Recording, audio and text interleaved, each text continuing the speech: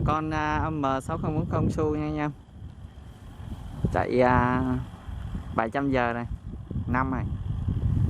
Xe mua được năm này.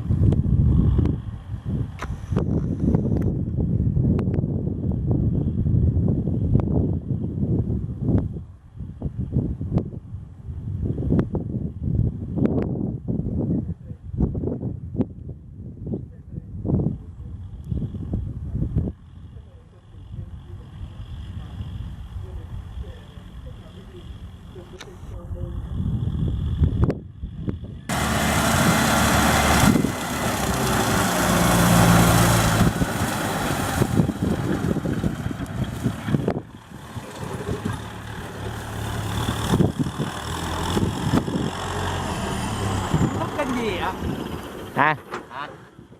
Ông YouTube kênh gì ạ? Cuộc sống anh ta nêu. Ủa máy này có kêu bán không ạ? Có đâu. Vậy cái máy của ông ấy hả? Kênh 8. Ông gì kênh 8 nè? Lưu. Ông Lưu. Ông mới lấy chiếc mới rồi ông để ở nhà đó. Máy chạy bao nhiêu giờ? Nó 700 mấy. 700. 740 rồi. 740 hả? Mới mà. Ông Lưu đó ông kêu bán đó. Ừ. Ông có nói ông nhiều hỏi ông nhiều chưa? Hỏi ông mà ông nói 150. 150 hả? Ừ. Mình không có không? Mình không. Không có cho gì không? Không. Máy không.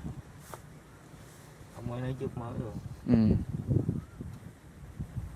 Coi hoài gì? Có vô coi không? Có chứ. Sao biết? Không biết à? Ông Dương với kia cuộc sống của tôi phải không? Ông Thái. Có ông Phan Thái gì nữa.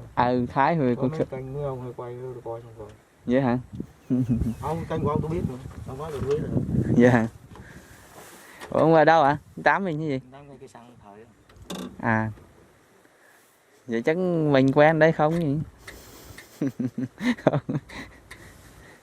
Giờ làm kênh êm quá ha. Làm cũng gần năm rồi đó. Lâu quá mà. Kênh nó gần năm rồi. Phải được.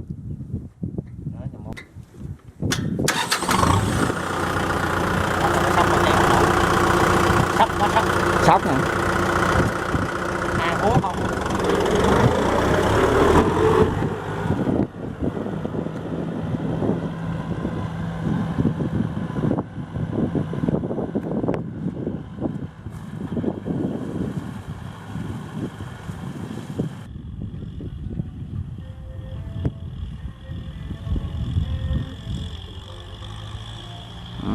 Chạy tốc độ. Nói chung máy mua năm rồi nhưng chạy mới khỏe lắm, không có xuống máy chút nào hết, máy còn rất tốt.